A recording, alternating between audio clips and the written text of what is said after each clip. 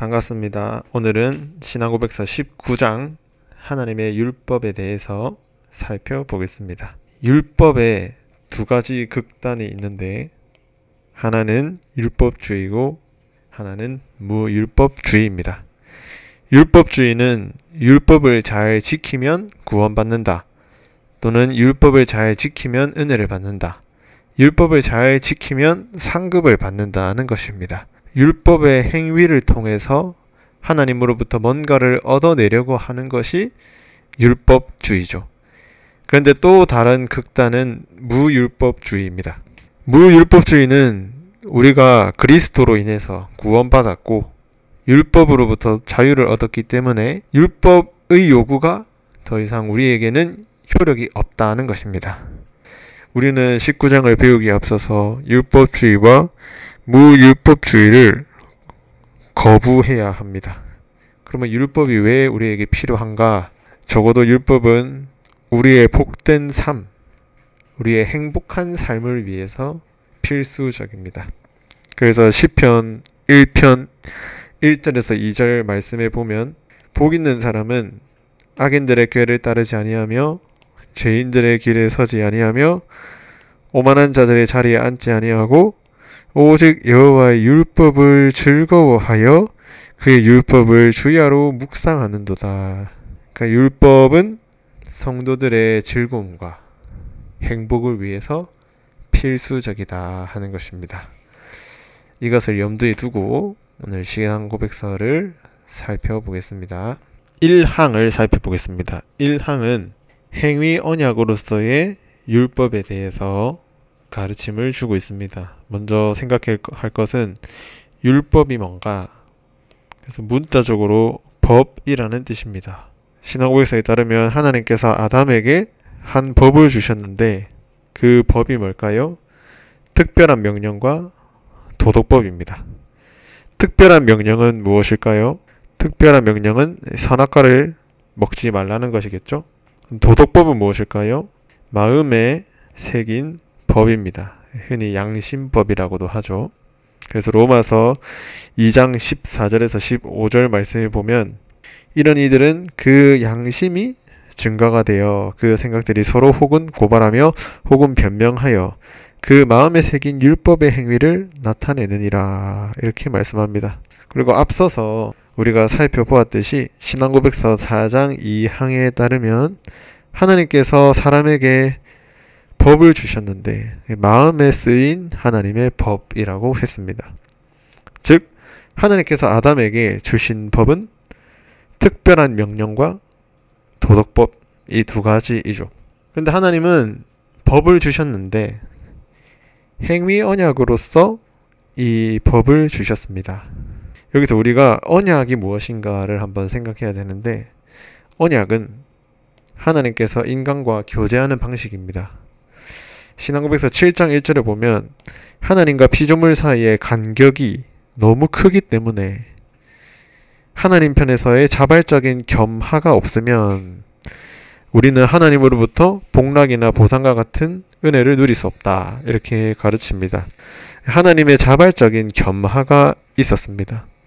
그런데 이 겸하가 어떤 언약이라는 방식으로 표현됐죠. 그러니까 언약이란 하나님께서 우리와 교제하는 그런 방식입니다.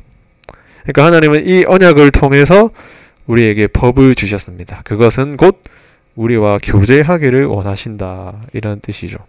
하나님께서 인간에게 주신 아담에게 주신 첫 번째 언약이 뭘까요? 그건 바로 행위 언약입니다. 여기서 행위가 들어간다는 것은 결국 순종의 여부에 따라서 복을 받을 수도 있고 저주를 받을 수 있다는 뜻이죠. 그래서 19장 1항 말씀에 보면 하나님께서는 율법을 준행하면 하셨고 율법을 위반하면 사망의 형벌을 내리겠다고 경고하셨습니다. 그러니까 이게 바로 하나님께서 행위 언약을 통해서 율법을 주셨다는 그런 내용입니다. 이 항은 하나님이 아담에게 주신 율법이 구체적으로 무엇인가 바로 십계명이다 하는 이런 내용입니다. 하나씩 살펴보겠습니다. 타락 이전에 아담은 법을 받긴 했는데 구체적인 지침이 필요하지 않았습니다. 왜냐하면 하나님의 형상대로 의와 거룩과 지식으로 온전하게 창조되었을 뿐만 아니라 아담의 마음속에는 율법이 쓰여져 있었기 때문에, 또 그것을 지킬 능력이 있었기 때문에 하나님을 사랑하고 이웃을 사랑할 수 있었습니다. 구체적인 지침이 없어도 하나님의 뜻이 무엇인지 알고 순종할 수 있었던 것이죠. 그런데 타락 이후에 마음속에 쓰인 율법은 상당히 훼손되어서 구체적인 지침이 필요했습니다. 그래서 하나님은 십계명을 주신 것이죠. 그 마음에 쓰인 율법이 상당히 훼손되어서 율법이 없어졌다면 어떨까요? 아마도 인간은 동물과 다를 바 없는 그런 비참한 존재가 되었을 것입니다. 그러나 하나님은 인간을 사랑하셔서 그가 하나님의 계명에 순종할 수 있도록 구체적으로 지침을 내려주셨던 것인데, 그게 바로 십계명입니다. 그래서 19장 2항에 보면 이 율법은 아담이 타락한 후에도 여전히 의의 완전한 준칙이고, 하나님은 그것을 시내 산에서 십계명으로 두 돌판에 기록하여 전달하셨다, 이렇게 가르치고 있습니다. 3항, 4항, 5항은 서로 연관되어 있습니다. 의식법, 시민법, 도덕법이죠. 하나씩 살펴보겠습니다. 하나님은 모든 인류에게 도덕법을 주셨습니다. 그러면 이 인류 안에는 이스라엘도 포함됩니다. 그런데 이스라엘, 특별히 구약 교회는 미성숙한 교회였고 또 왕정 체제를 가지고 있었기 때문에 특별히 의식법과 시민법을 추가로 주셨습니다. 참고로 도덕법을 요약하면 하나님 사랑, 이웃 사랑이죠.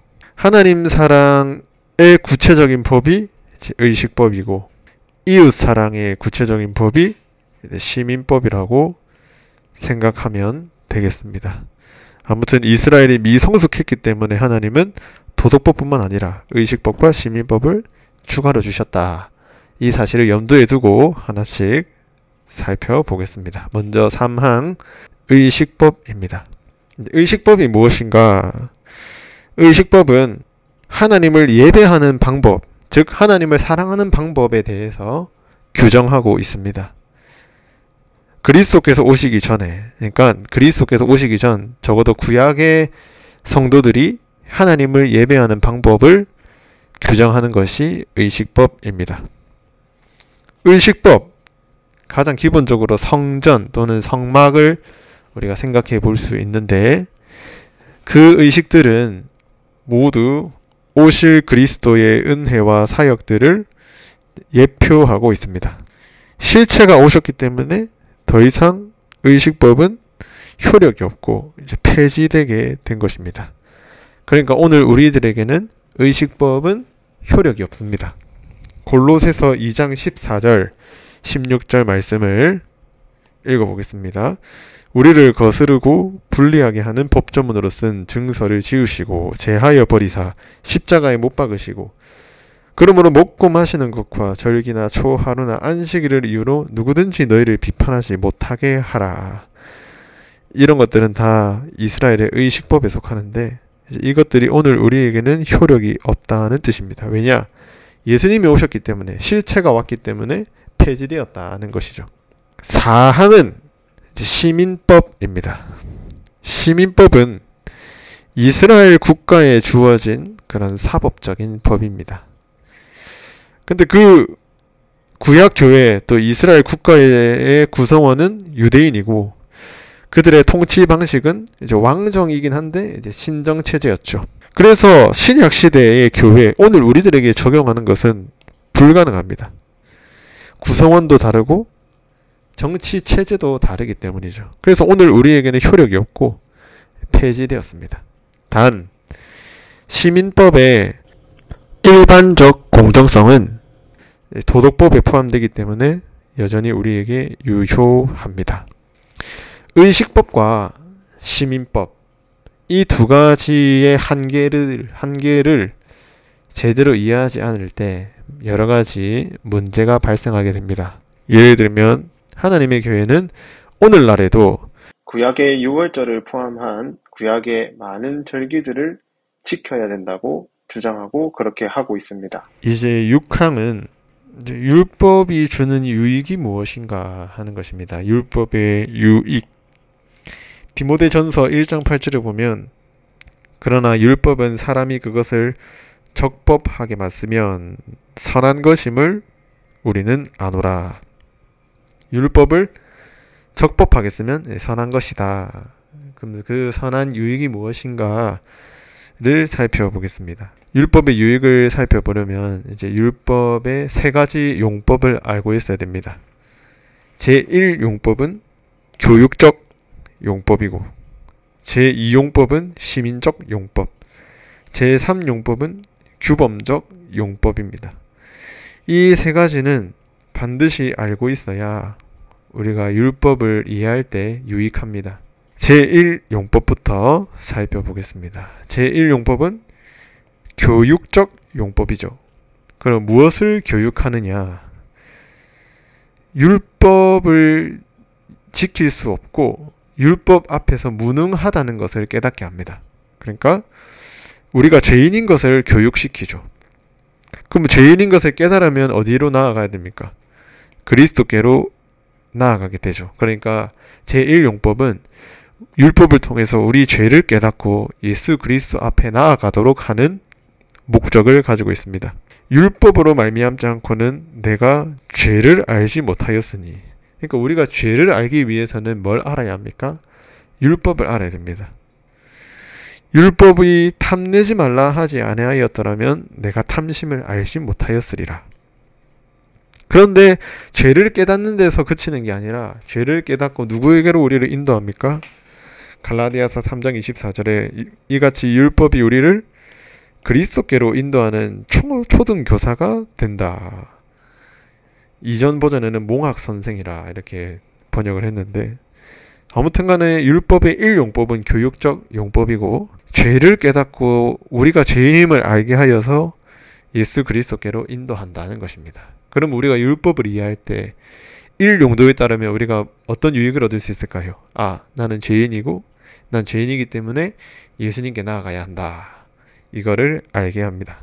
두 번째로 제2용법, 시민적 용법입니다. 쉽게 말하면 이제 사법적 용법이라고도 하는데, 그냥 일반적으로 사용하는 이제 시민적 용법이라고 하겠습니다. 이것은 죄를 억제하고 선을 장려합니다. 죄를 억제하고 선을 장려합니다. 우리가 중생했다 하더라도 그 부패가 여전히 남아있기 때문에 우리는 죄를 지을 수 있는 존재입니다. 그런데 율법의 경고와 약속은 우리를 경고하기도 하고 선을 장려하기도 하는데, 율법을 위반하면 저주를 받는다는 경고, 율법을 지키면 약속을 받는다는, 복을 받는다는 약속 때문입니다. 죄를 억제하고 약속을 통해서 선을 장려한다. 이게 바로 시민적 용법입니다. 자, 예를 들면 내 부모를 공경하라는 5계명을 한번 살펴보겠습니다. 5계명은 부모를 공경하라, 부모에게 순종하라고 합니다. 선을 장려하는 것이죠. 왜 그럴까요? 하나님의 약속이 있기 때문입니다. 어떤 약속입니까? 땅에서 네가 잘 되고 땅에서 장수하리라. 그러니까 이런 약속이 있기 때문에 우리가 더 부모에게 순종하고 공경할 수 있는 거죠. 이처럼 시민적 용법은 죄를 억제하고 선을 장려합니다. 그렇기 때문에 우리가 율법을 볼 때 율법을 통해서 경고를 받게 되기도 하고, 율법의 약속을 바라봄으로 선을 이루게 되기도 하죠. 우리가 이런 용법만 잘 알고 있어도 율법을 이해하는 데 많은 유익이 있을 것입니다. 세 번째로, 이게 제일 중요한 건데 바로 규범적 용법이라는 겁니다. 이 규범적 용법이 무엇일까요? 우리의 규범이 되는데 무엇의 규범이 될까요? 우리의 삶의 규범이 되고 삶의 준칙이 된다는 겁니다. 우리가 어떻게 살아야 되는가? 하나님이 우리에게 무엇을 요구하시는가? 율법, 즉 도덕법을 따라 살기를 하나님이 원하십니다. 그러니 하나님의 뜻과 신자의 의무가 무엇인지 율법이 우리에게 알려주는 것이죠. 그래서 시편 119편 105절에 보면, 이거는 이제 오타인데, 주의 말씀은 내 발의 등이요 내 길의 빛이니이다. 하나님의 말씀은 우리의 삶의 준칙이 되어서 우리에게 하나님의 뜻을 알려주고 우리가 어떤 방향으로 나아가야 되는지 알게 합니다. 성경은 믿음과 삶의 준칙입니다. 제 1장에 보면, 성경 파트에 보면 그렇게 나옵니다. 그런데 성경의 주된 내용은 바로 복음과 율법이죠. 그 복음은 무엇일까요? 신앙의 준칙입니다. 율법은 무엇일까요? 삶의 준칙입니다. 그렇기 때문에 율법의 1용도, 2용도, 3용도를 잘 알고 율법을 통해서 많은 유익을 얻으시길 바랍니다. 마지막으로 7항은 아주 재밌는 표현이 있는데요. 율법과 복음의 관계를 이렇게 표현합니다. 율법은 복음의 은혜를 달콤하게 따른다. 복음과 율법이 구분된 게 아니라 달콤하게 따른다는 그런 내용입니다. 왜냐하면 그리스도의 성령이 사람의 의지를 율법에 복종시키기 때문입니다. 그래서 복음으로 구원받은 자는 성령에 의해서 율법에 복종하고 그 율법을 지킬 수 있게 되는 것이죠. 그래서 율법에 계시된 하나님의 뜻을 자유롭고 즐겁게 행할 수 있습니다. 그러니까 율법과 복음은 구분된 것이 아니죠. 어떤 사람은 이제 율법만을 강조합니다. 또 어떤 사람은 복음만을 강조합니다. 예를 들면 이제 이런 거죠. 하나님의 말씀은 이제 복음과 율법으로 구성되어 있는데 이 두 가지를 균형 있게 전하는 사람이 이제 좋은 목사라고 할 수 있습니다. 예를 들면 율법만을 설교하면은 우리가 항상 정죄를 받겠죠. 반대로 복음만을 설교하면 우리는 율법과 무관한 삶을 살겠죠. 그런데 사실 이 한 가지라도 제대로 전하는 게 사실 쉽지 않습니다. 힘든데 적어도 좋은 목사는 복음과 율법을 균형 있게 전파하는 사람입니다. 부모도 마찬가지입니다. 자녀를 대할 때 복음과 율법의 그 달콤한 관계 속에서 자녀를 대하면 좋은 부모입니다. 때로는 복음처럼 자녀들의 마음을 이해하고 또 자녀들에게 은혜를 베풀고 책임을 다하고 그렇게 하기 때문에 자녀들에게 뭔가를 요구할 수 있죠. 복음과 율법입니다. 선생님도 마찬가지죠. 교회 교사도 마찬가지입니다. 복음과 율법의 이 균형을 잘 이루고 그 균형으로 학생들을 대할 때 좋은 교사라 말할 수 있습니다. 이처럼 율법과 복음은 구분된 것이 아니라 서로 달콤한 관계에 있다는 것을 기억하시면 좋겠습니다. 그래서 구원받은 신자들은 율법의 의무를 순종할 수 있고 그 순종을 삶의 준칙으로 따르고 성령을 의지하여서 그렇게 살아갈 수 있는 것입니다. 다음 주는 20장 그리스도인의 자유에 대해서 상고하겠습니다. 감사합니다.